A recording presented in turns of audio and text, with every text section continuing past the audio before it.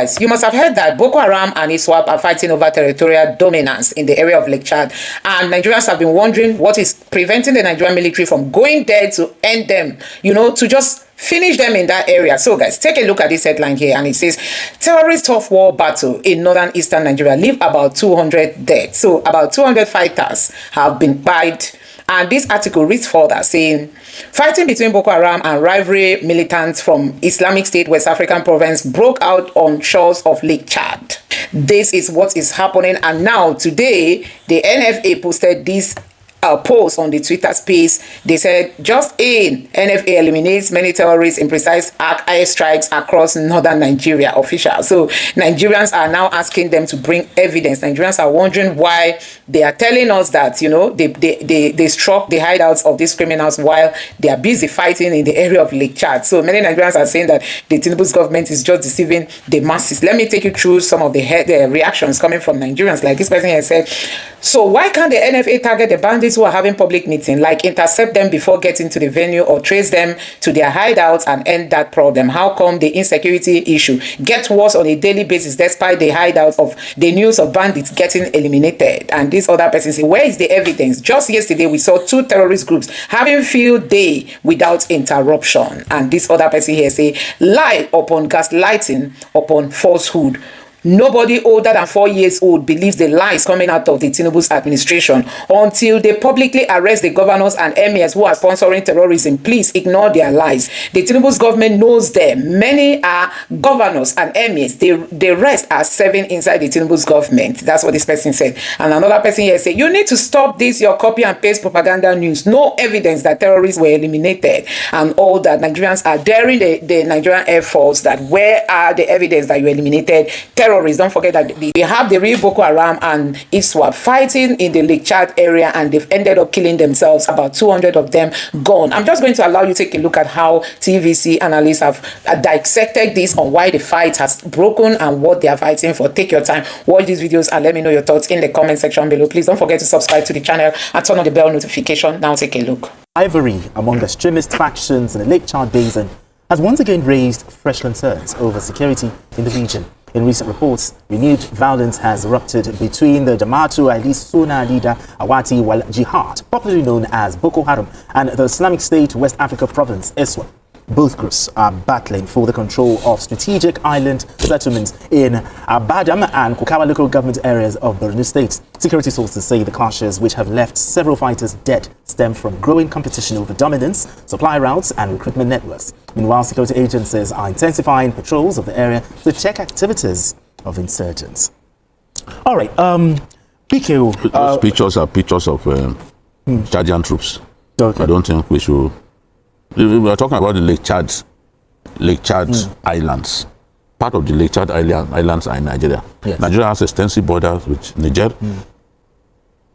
We have extensive border with Cameroon, but our land border with Chad is the smallest. Okay. Yes. So, in the islands of Lake Chad, ISWAP had held sway for so long. When the Boko Haram broke into 2 factions around August 2006, 2016, because ISIS decided to remove Shekau as the leader of the group. They didn't like the fact that he was killing Muslims, and it was very erratic. He would just take the lives of his fighters anyhow. In fact, some of his fighters bought bicycles in Fotokol. Fotokol is in Cameroon. And once they got back, he just executed them. They didn't like those stories. So they decided to appoint Abu Musab al-Banawi as the leader. They told him that, look, you are no longer the leader. Since you are affiliated to ISWAP, the parent body can take a decision that he likes. But unfortunately, once that decision was taken, Shekau decided not to obey the decision, and the factions broke into 2. I mean, the group broke into 2. ISWAP decided to, that is the Al-Banawi faction. It was known as Mama Noor / Al-Banawi faction. Mama Noor was eventually executed by his fellow fighters on the claim that he was trying to negotiate peace with Nigerian troops. When they broke into 2, some of the Chibok guests went to ISWAP, while some remained with Boko Haram. Of others, I would like to tell you a little bit what is the European Union's vision of the issue of violence and religion in Nigeria. First, we stand in solidarity with Nigeria. Of course, we are committed with protection of all communities and minorities in particular, and also committed with the freedom of religion and belief. And there is, of course, an urgent need to tackle violence and insecurity in Nigeria, but this is a sovereign responsibility of the Nigerian government. And as partners, long-standing partners of Nigeria, what we have been doing is offering support for peace building and addressing, preventing and combating violence in the country. So basically this is our approach, and I think we have to be very much balanced and stick to realities in Nigeria, which are very complex in this case. And what are the realities? Well, the reality is that there are many drivers of violence in Nigeria, and religion is undeniably one of them.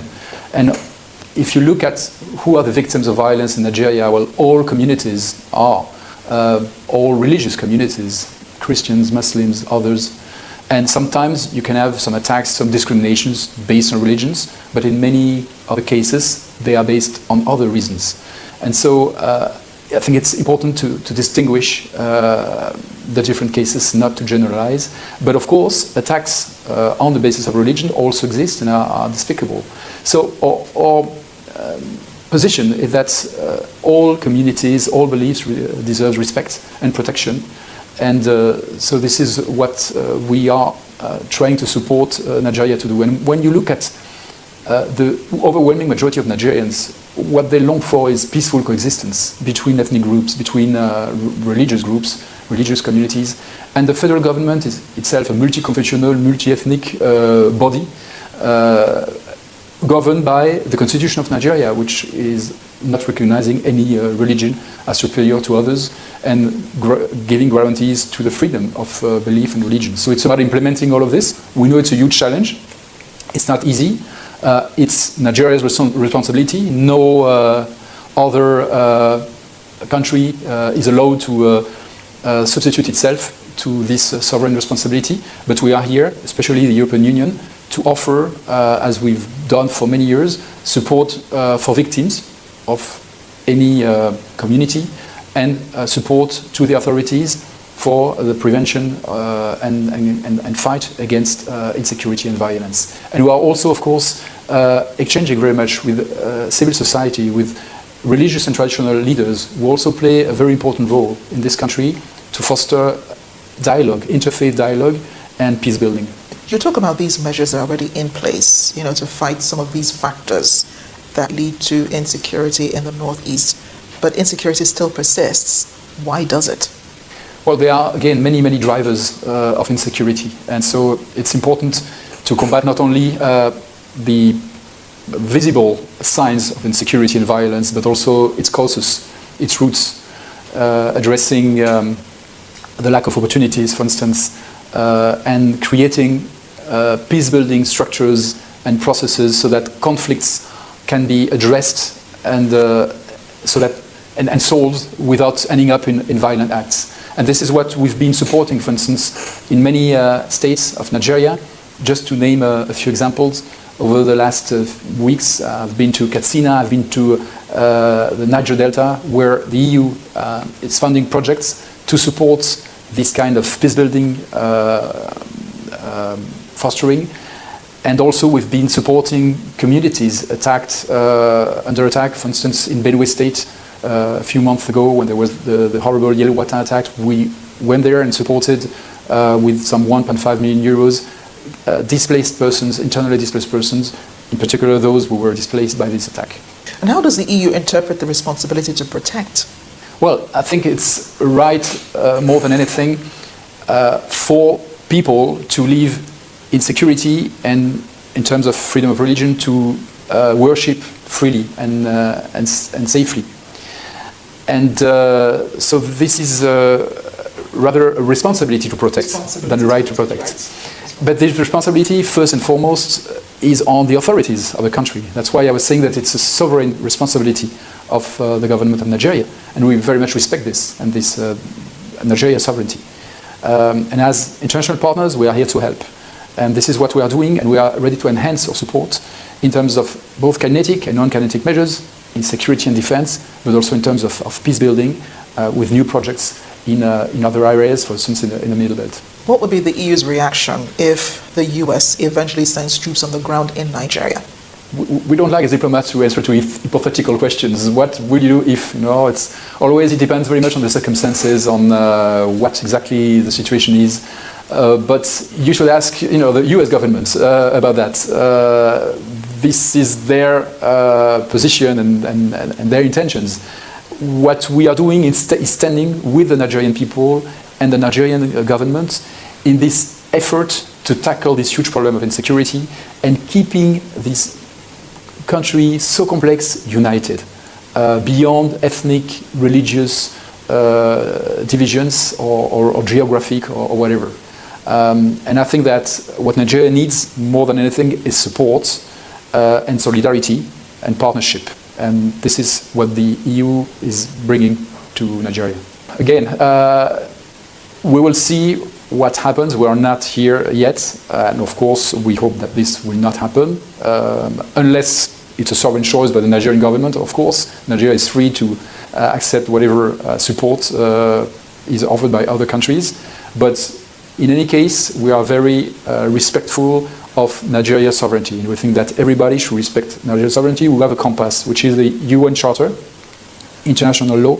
And in the United Nations Charter, it says that an intervention not requested by a government must be authorized by the Security Council of the United Nations.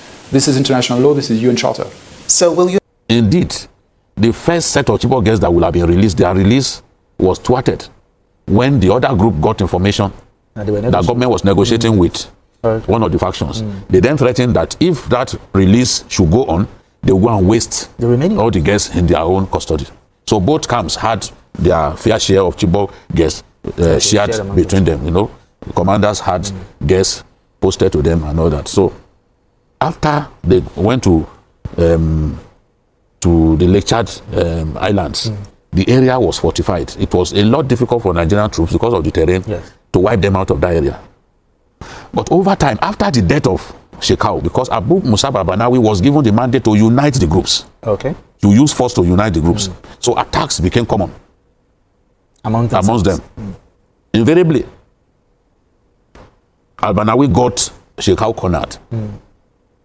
When they got him cornered, Shekau knew that the end had come. So he killed himself with his suicide belt. It wasn't like so. Then Al-Banawi also died from the injury that he sustained in that attack. So these groups had been attacking one another. Sometimes they will run into each other while patrolling the area. They will run into each other. They will kill one another. Sometimes they will go and kidnap each other's women. Like when the one group is out fighting on a mission, the other group can go and kidnap their women and then demand until you do this will not. So they've been killing each other like that. Naturally, this should be good news. Yeah, exactly. To us. But the reason it's not good news is that they still retain some control of some areas in our country. This is a fact. They still remain, Borno is a vast area, the second largest state in our country. You can't police everywhere. You can't police everywhere. And because you can't police everywhere, we've had to capture some places 3 times because we can't put troops on ground. We capture it, after a while we leave the place, those boys will come back. Now the battle is for control of smuggling routes, that whole area, and that's why they resist the military. They don't want the military to control that area because that is an important access route. Why is that place important? The access route. You see, when the black market, they rely on weapons on the black market. A lot of the weapons they use are NATO-grade weapons. Some of them were harvested from Libya, where NATO went to war for some time just to remove Gaddafi at that time. So that area, that old area, when it comes from Chad shares a boundary with Libya. So it comes through the land border. These boys are able to access those weapons. Yes, and they over time they've been even harassing Chadian troops as well. You remember the killing of more than 100 Chadian troops in an ambush, which forced the late president, Idris Deby, to get into the fight. And even came into Nigerian territory, I didn't know that after the ISWAP would still even be able to survive because they lost so many weapons, they lost so many of their fighters. But the thing is the access to the supply Up to supply lines. routes. The supply lines, to those illegal supply lines for weapons. Without their weapons, they cannot fight. It's like the oxygen. Supply chain. So they need, now Boko Haram in the past used to simply leave ISWAP, that area, but they are taking the fight to them now, which is significant. Yes. They are taking the fight to the islands of Lake Chad now to confront ISWAP. They want to take over that place so that they too can have direct access to those weapons. Now, like Abike said, it should be good news if they are fighting, but how do we ensure that local communities are not caught in the crossfire? Not only local communities, even the business of Lake Chad, exactly. Fishing, or also part and parcel of why that place is strategic. The good news will be if they can wipe each other out. That will be the best we can get. But we do not have the manpower to really maintain areas we've recaptured. Yes. But people forget that our border alone in the north is about 1,000 square kilometers. Maybe 9,000 something. It's about 1,000. That's how big it is. And there was something we did on this program about 4 years ago. And based on the number of resources that we need to put boots on the ground for the northern border alone, 250,000 boots. Okay, just to hold it. We're not even talking about fighting. Just take a place and remain there. We require nothing less than a quarter of a million soldiers. And even with that, we have to get more to keep moving, to capture other areas. And that is impossible within the context. Yes. But you and I know that in the last few years, warfare and the equipment of warfare has changed. A lot of people are now relying on drones, basically for surveillance. And personally, I think it's time we cut off that supply chain, one way or the other. If it's the only thing we can achieve in the Lake Chad area, it will be fantastic. Okay, just in 1 minute. Do you think this infighting, between the impact of it on insurgency, do you think it will weaken or maybe create new security risk? No, you have to separate insecurity and banditry. Yes. So we have double problems that we are facing. What we are talking about is basically insurgency. Bandits are the other side of the Nigerian. Advise the U.S. to observe international law and the UN Charter. Observe everybody to observe what is our common rule in the international community, which is the United Nations Charter. Mr. Mignon. Well, I will tell you clearly, it is true. It is true because we are victims of this crisis. In 2001, specifically, when crisis started let me use Plateau State, about 50 people were in Kokin Church worshiping God in the Yelwa town of Shendam local government in Plateau State, when the Islamic terrorists attacked them, closed the door and burnt all of them, about 50 of them. You can go and do that research, it's there. Now, if it wasn't Christian genocide, why were they targeting church alone?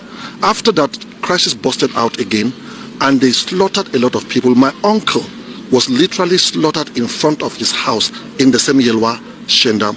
In fact, it took the military to intervene to quell the issue. And then our houses in Yelwa, in the village, because I'm from Shendam local government, our houses, 3 of our houses were burnt by these Islamic terrorists. So it was not targeted at Muslims. Muslims were not killed. It was later on some of the indigents stood up to try to retaliate and the military intercepted. Now, apart from that, I remember the crisis also in Jos, and how Christians were being killed. So the issue of Christian genocide is true because I've been in the know of everything that was going on. In fact, I don't want to talk much, but there was a Muslim guy that we one time led to Christ. His son was an imam. Sorry, the father is an imam. And he told us that the mosque that was built in Jos has 5 gates. And the 5 gates, that means dominion. And we're going to start seeing crisis. In that same year, a lot of crisis busted out and there were killings of many Christians from different places. So I can tell you clearly, it's Christian genocide. I know there are many terrorist issues in the country. There are issues of banditry that must be separated from the Islamic extremists and terrorists. There are issues of banditry, which leads to kidnapping, that on both Christians and Muslims are being kidnapped. So it's different. But when we talk about Christian genocide, it is true because it has been happening. And so that's my stand. Invasion, but I believe it's an interception. It is help that is coming. Because lives are being slaughtered. To me, Nigerian government does not value lives. Human lives are sacred, whether Muslims or Christians. Human lives are sacred to God. So no religious sect should wake up and want to eliminate a particular religious sect because they want to dominate the land and they want to be prominent in government or control the nation. It is an error. It is not acceptable to anybody that thinks well, whether Muslims or Christians. The truth is that it's an error. So we support the coming of the US to intercept because the government is failing. They slaughter people in hundreds and nobody does anything. We have a very strong military in Nigeria. We have good armed forces, but because of the manipulations going on through politics and other things, people that are involved, top government officials that are involved for personal gain, they will not be able to quell it. Not because the Nigerian forces cannot handle this. Is a minor case, very minor. If they really want to cop this issue, they will cop it. But because nothing is being done, we need an intervention from the United States and other international security forces. That's just why we need them. So we can't continue to have lives being slaughtered at some people's selfish reasons. We can't continue to have that. And do you think there will not be any kind of backslash? Well, I believe that will definitely happen, because such things cannot happen without backlash. You understand? Some people will try to quell it, they will try to resist it, and all of that. So are we ready for it? We are ready. Because, you see, when there's going to be a massive change, we must be ready to bear the consequences. At the end of the day, everything will calm down. But this has to be tackled, and this is the best time. This thing has been going on for years. A lot of people have been slaughtered. It has to stop. And since we don't want to stop it, we need international, intervention. So I support Donald Trump in intervening in the case of Nigeria. Your name was it? Prophet John Andreas. All manners of interventions, and Muslims on the other side may be bearing, protests in the street there, railing against America and so on. We're forgetting the critical issue facing the nation. So we must understand we're living in dangerous times, and it's a slippery slope into national sort of implosion if you don't take time to take a step back and begin to allow reason and rational and logical thought to drive our responses. Number two is that it has shown the power of America and the power of the word. Trump has not carried on, he has not bombed anybody yet. He just made a statement, he posted on the social media, and we are scrambling all over the place because of the immense economic, political, and military might of the country. It's a wake-up call. So I can say that one of the positives of this very brash statement of guns are blazing, of there being this great state, is it has now remobilized our national engine rooms. The president has started to hold meetings with critical stakeholders in the villa. The Minister of Information, I forgot if there was a national press center somewhere in the 11. So he's down being back to life. Oh, they've used conferences. Some people said they've been using it before now. I don't know what it is. So to market what the government has been doing. Fine. Well, we know because we're journalists. Yeah, journalists. They always invite us. On the outside. Yeah. Now, Foreign Affairs Minister, who has not been intentionally pushing for ambassadors for 3 years, suddenly so many ambassadors, all of them in the country, here, to address them. Then they say, you can see his office brimful with visitors from China, from everywhere and so on. You find academics, policy experts, conflict resolution experts all weighing in. That simply means that we have suddenly woken up from slumber. It required the statement of a foreign president for us to do what we ought to be doing on a daily basis. What may be lacking on this part of the government and the president is that so far I've not even heard something like Presidential Council on Foreign Relations. You have the likes of Bolaji Akinyebi. He's still out there. You have Emeka Anyako, he may be elderly, but he's out there strong. You have people like Gigiwe, and there's so many others I can mention. You have even Association of Retired Career Ambassadors. How are you summoning the experiences of these people to come to bear? Which voice have you deployed across the world, including the US, who are even your lobbyists and so on, trying to convince them this is what they are doing? These are the critical things we ought to do if the government is not comprehensively distracted. It is that sense of distraction that led us to where we are. Yeah, I'm looking at what Pastor Deboe said. From what he said, it does appear that he believes that there could be, and I think that's where a lot of people are unsure, because everybody knows that you cannot predict President Donald Trump. If there's anything that he's shown, he cannot be predicted. And so people have been trying to deduce whether or not he will really intervene guns a-blazing or not. However, it does appear that from the solutions that Pastor Enoch is proffering, he seems to be saying don't take this lightly. He's saying move fast, move diplomatically, move wisely, and try to convince him to delay whatever intervention he has for at least 100 days. That's essentially the point I'm making here. Yes, indeed. We don't even know the sort of intellectual force or strategic energy or depth the president is mobilizing. We don't know, because what the pastor said, if you engage a character like Donald Trump, who is irascible and who is giving, to his inconvenient mode of speaking and acting and incorrect political posturing and behavior, it can't take anything off the table. Why it is almost impossible for a president of a country like the US to just go on and blazing all over the country without demarcating the geographies of intervention and then working with local authorities. You can still know exactly what they have in mind. Especially in the world today with precision bombing, in electronic warfare, drones and sort of thing, could be the order of the day. But we haven't even gotten to that yet. What we do is that the rhetoric of Trump is conditioned on certain strategic parameters. He goes to the stream, not because he's not clear in his head. He could have won election 2016, lost 2020, won it again. If he's not clear and intentional about his own mode of operating. So what he does is that he takes you to the rhetorical extreme as a way of getting you to do the correct thing. That's my own reading. I may be wrong. If you look at Gaza, I would turn you into a Riviera. I would take out the rubble and build fantastic places there, golf courses and so on. The Muslim world, everywhere we're screaming. This man is crazy in the head. That's an extreme measure. What do we have now? Some relative peace in Gaza, some ceasefire. Because they're pushed them to the extreme. If you don't do this, I will go to that extreme level. But if you come to your senses and then begin to work with the stakeholders within the region in order to find some common ground, I'll be support that. So the signal to Nigeria is that I've given you an extreme rhetorical, task. I'll come going blazing to actually rescue and wake up this disgraced nation, killing Christians. But if you do the proper thing there, we can scale this thing back. Proper thing and scaling it back means, as we say, get your ambassadors in place for 2 years. I don't know why the president and his team cannot have ambassadors for 2 years. It's a national embarrassment across the world. They have the job they're doing. That's why if you have a serious country and you have the ambassador, you are at the table of conversation. Britain is not going to allow a child affair or a minister, a councillor to come at the right table in negotiation concerning the fate of Nigeria. US is even worse. And many other great countries of the world. Fix that. Number 2, stop the killings. By the security agency, you know who they are. You know who they are. Don't turn a blind eye to them. Don't turn a deaf ear to them. Look at the cries of the people for days, for weeks, for months, for years.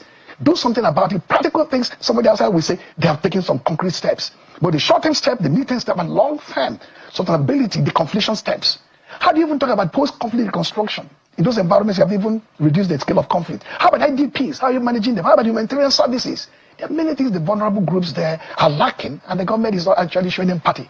Sometimes in this mode of confrontation, empathy is even very important. The mindset of the government, the way and manner the president leads the charge, nobody are persuaded. Come to Benue, come to Plateau, wins and most end that grudgingly and reluctantly. You do that. It doesn't show that you're a caring leader, or that you're a caring government, or a caring party in power. These are some of the things I think all of us as a nation we grapple with. Why we reduce the fault lines and the tensions within the fissures of these fault lines? Because not to do so, we become more problematic in engaging and mobilizing the energy of Nigerians across all the faith frontiers. Let's go to Lagos. I know that Ayo has a lot of questions for you. Ayo, over to you. Well, thank you, Mokwe. Prof, President Trump is not the first and only world leader, government leader of other countries to make a statement about Nigeria as such a state. We've heard from previous UK prime ministers who have called us all sorts of names, and a number of other nations like that. Even a legislator in Canada also made similar statements. Perhaps even a veiled reference to what the President of the United States of America has said. So it is not a new issue. And add that to the fact that the U.S. government has more than enough details about Nigeria to know whether or not all of the issues raised in the message sent by the U.S. President and made public all over the world is true or not. How influential, in your opinion, is the war of narratives on the conversations that we're having on this particular matter? At the initial stage, war of narrative is very important, to the degree that you want to shape perception, public perception. If your narrative is very potent, very effective, and very, goal-driven, you become, of course, the perception will be very clear in what you are driving. But at the end of the day, there's a limit to narrative at the beginning of reality. Narrative is mediation of reality, contouring reality to suit your purposes, in terms of how do the people perceive your own point of view. But the point of view does not in any way, take away the obvious reality on ground. Whether there's Christian genocide, whether there are killings across the country, whether there are Islamic hordes there moving from the north coming south, or whatever the situation may be, whether Trump is coming and gun blazing. These are realities you must confront. You can nuance this reality through your narratives and then succeed at early stage. Later, the narrative will wear thin, and people will still be confronted with the brutal reality of their life on a daily basis. Like I said earlier, and other stakeholders have been talking for the past 1 week plus. You need to engage this matter from multiple fronts. At the international level, you have to understand the power play in the U.S. Unlike Nigeria, where we don't have very powerful laws of lobbying. They have very clear laws of lobbying. Lobbying is not corruption to them. Lobbying is a effective part of interface between the government, civil society, the business community, and other stakeholders within the system. How many lobbying companies do we have in Nigeria? Do we have in the U.S. the government is working with? Who can reach the MAGA base or influential members of the MAGA political community? The Cruz who's leading this charge at the level of the Senate. Is anybody talking to him? Maybe the governor of Florida, the Southeast, is anybody reaching out to him? The Secretary of State, is anybody talking to Marco Rubio? These are the things we should be bothered about now, not in terms of narrative. Quiet, keen, inefficient diplomatic work behind the scene. This government doesn't appear to have the resources, intellectual strategy to do it, because they should have been doing this for the past 2 years, beginning with having ambassadors in Washington, in London, in Brussels, all over the place. Secondly, you have to mobilize the energy of the Nigerian critical stakeholders. You can hear pastors talking, imams talking, and encouragingly, a lot of them are speaking at the center, not at the extremes of the left or the right. It's key. They taught the security agencies and the security apparatuses of the state. The architecture of the security and peace is horrifying today. It has virtually broken down into pieces. You have to reconstitute this architecture. And the agencies must retool themselves and do this work. There's a massive gap between procurement and end result of this procurement. How much money is budgeted by the National Assembly? How much is drawn down? How much is procured? How much is actually purchased in terms of ordnance? The weapons you require, the missiles you require, the craft you require. How do you maintain even the soldiers? Are they being treated properly? These are the key things we need to bother ourselves about. And finally, this country is a delicate state. The democracy, which you're going to come, I'm sure, in a short while, is fragmented. The political order is fragmented. In multi-party democracy is rather crumbling before our eyes. And the security situation is rather unchecked. We need to put all these things together in a box. The state of our democracy, the state of the economy, the state of our security, state of international relations. Ayo, if we begin to bear down on all these domains and sides of life, we may begin to now, speak up to Trump, and Trump will understand that something is really going on, like in Gaza, like in Sudan, where they're way in to stop the carnage, like in Rwanda and DRC, where they stepped in to stop the killing reasonably. Like I said, Trump rhetoric is always on the stream, not because it's irrational, but because it's intentional. You want to take it to the stream, and when you understand American power, that he can execute it, being an incorrect leader with incorrect political posturing, you may begin to scramble around, as we are scrambling around today, to say, we do not want to go to that route. It's a path to perdition, it's a path to national ruination. We can step back and begin to engage this situation, not for the sake of narrative, but overcome and transcend narrative to confront the reality facing the country today. Now, it's also interesting that, narrative is always some kind of beginning to all these conversations. And I like something that you said. Everyone, opposition or no opposition, everyone on all extremes are talking now patriotically. We need to do what we need to do. Now, there is something interesting that Pastor Adeboye also mentioned, that because he is a specialist in applied mathematics, he quoted the Newton's law. And I know you know that what Newton's law is about, that a body at rest will remain at rest. And a body in motion will remain in motion unless it is acted upon by an external force. That external force is what I highlighted in that statement, making that reference. Do you think that this is the kind of external force we need? Or rather, maybe I should put it better.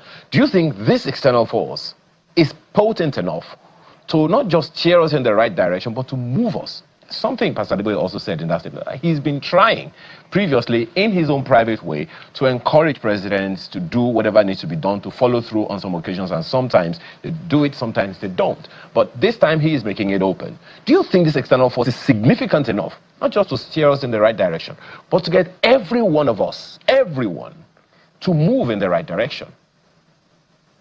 A nation is a composite unit of variables. And that's why you have authority in a democratic system. That's why you have a constitution. The constitution produces an electoral process. Electoral process produces candidates. Candidate produces results. That's why you have an elected president and the parliament, and then at the subnational level, governors, etc., etc. It's the president's charge to lead.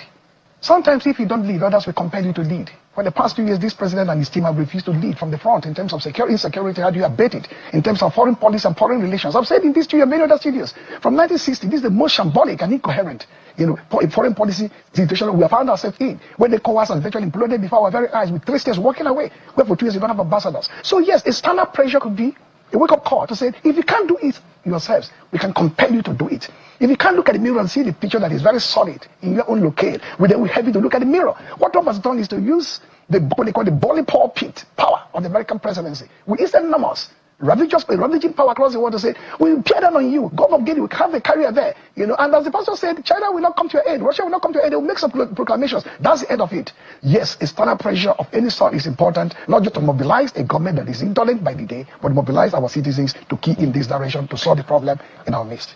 Just one more from me, Prof. In terms of going in the right direction. Over the years, there have been complaints, if I can put it that way, that the subnationals are not pulling their weight enough.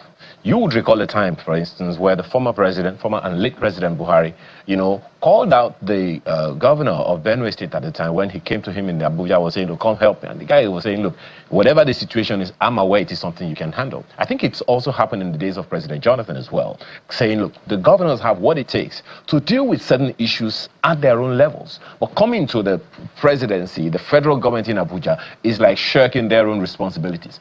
Add to that the fact that the local government administrations are the first line of security or first line of defense against insecurity. It would seem like, we are leaving everything to the federal government and waiting only for the subnationals, or only for the federal government to do it, and giving the state governments and the local governments a pass, sort of. How symbolic is that, or rather, how significant is that in this conversation? Okay, state government at the subnational level, both at the state government level and the local level, they can do palliatives in terms of the security boards, support the security apparatuses, engage with the local stakeholders, mobilize the citizens in terms of information gathering or intel gathering. But the short answer is simple. Whoever controls the military, controls the police, controls the DSS, controls all the paramilitary organizations in the country, and we know who. That's the federal government. They are complicit in this far, far more than the subnational. Well, we're switching gears now to political matters, and we do know that today the court is going to hear the motion on the PDP convention. We have been saying this because now we finished an Anambra election. We're back again to national politics, and next week the PDP has indicated interest in holding a national convention, which has been a subject of controversy. Yeah. They want to hold it in Ibadan, but now we're saying that it does appear that there are factions within the PDP. The court should be ruling today on some of the internal matters that they have presented before the party. And you saw, if we're to go with their outing in this last election, we just spoke with their candidate, a really dismal outing. A party like the PDP coming sixth behind the AGC, behind YPP, and not even doing well at all. I mean, less than 2,000 votes, even though the candidate of the party says, I'm very proud of my vote. I mean, I didn't buy any votes, and, this was really what I scored, given the circumstances. I was away for 3 months, and all of my people were bought by the ADC. So this is the current situation of the PDP, if we're to go by what it is that, they're currently facing. How optimistic are you that the PDP will be able to muscle what it needs to muscle together to be able to put forward an opposition that is credible ahead of the 2027? There's always a silver lining to any or every dark cloud. The silver lining for the PDP and for the entirety of the national opposition groups is that the immense pressure they're facing is a sign of not weakness on their part, but of the devastating weakness on the side of the party in power, the party called APC, with the president and his team.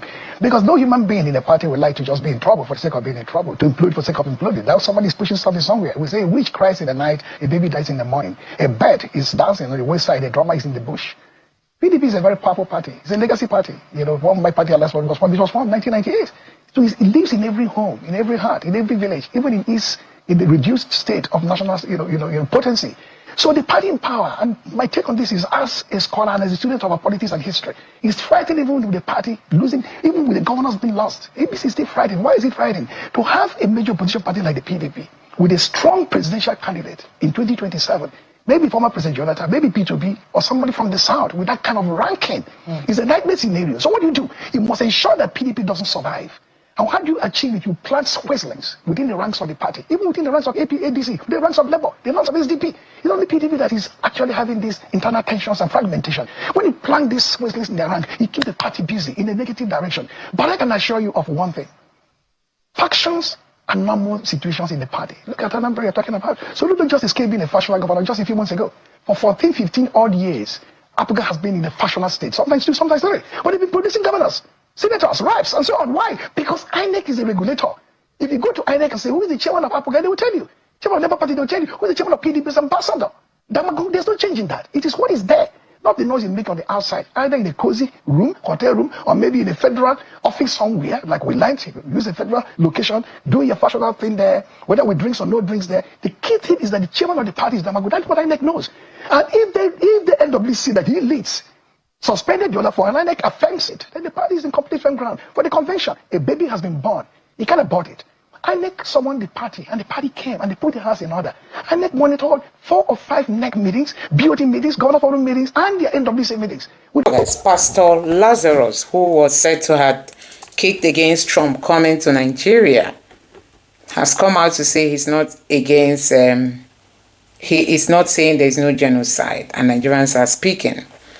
How this man went from speaking the truth about religious intolerance in the north to lying blatantly that there's no religious war anywhere in the world, especially Nigeria, is baffling. Dude literally claimed everything is economical. Now let's see this, how Buhari stopped us from fighting Boko Haram South African mercenaries. Hey God, my father. Many more headlines are coming out this time, Nigerians, you know. Many headlines are coming. There's no room of lying around that the drug baron shared 500 billion to canned pastors. Lazarus is not the only pastor that has come out to condemn American plan to stop the killing. There are also some other popular ones saying nonsense. The Lord will judge us all. How this man went from speaking the truth. Okay, let's see how it goes. Nigerians are reacting, you know. Nigerians are reacting. Buhari was really a jihad man that Tinubu brought, and so what Tinubu is facing now, he should blame it on nobody. He brought in Buhari. Now this person say, you don't fear for the position you took in the matter. Trump gave order to the government to fix the problem, or he can't fix it. Then you claim his intentions weren't innocent. You are a liar and deceiver here. Yet you are against America coming to exterminate the terrorists, and even went ahead to imply that they are coming because Nigeria is doing something right. And then this other person say, after experiencing all this, you are finally in a position of influence. Instead of you to speak against it because it still goes on, you choose to advocate for natural resources. Honestly, Nigeria has never benefited. Nigerians have never benefited from. You sold out, bro. Emotional manipulation won't work. And this other person here said, but the same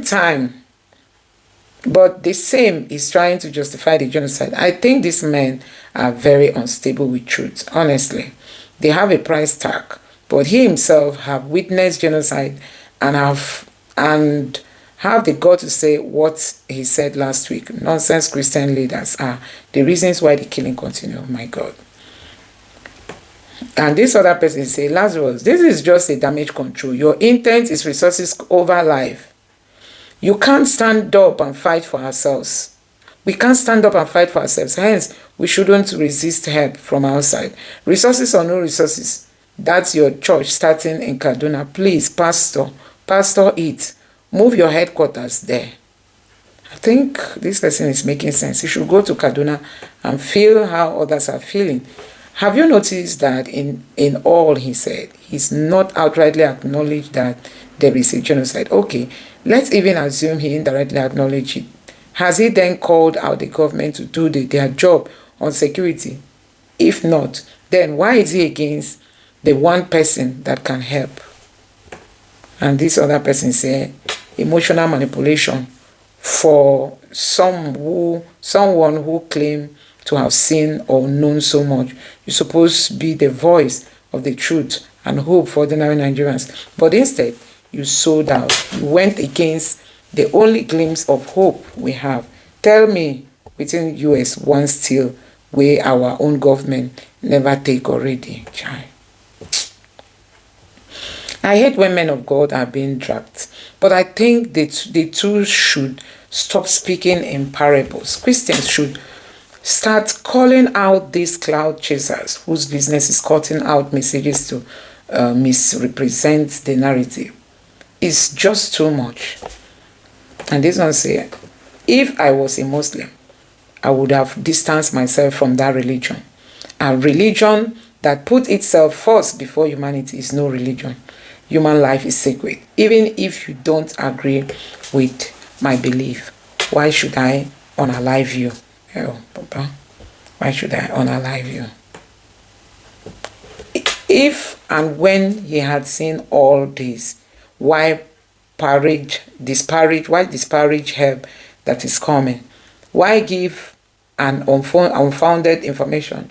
We should be careful and not allow emotion over relationship with people in power drag us to not to say the truth. Trump offered to help fix the problem. Why did you twist it and attempt to grab your natural resources? So Nigerians are giving this pastor buzz boost for coming out to reject Trump's offer to help end terrorism that is buying Christians, and now he's trying to make damage control. Let me know your thoughts in the comment section below. Thank you.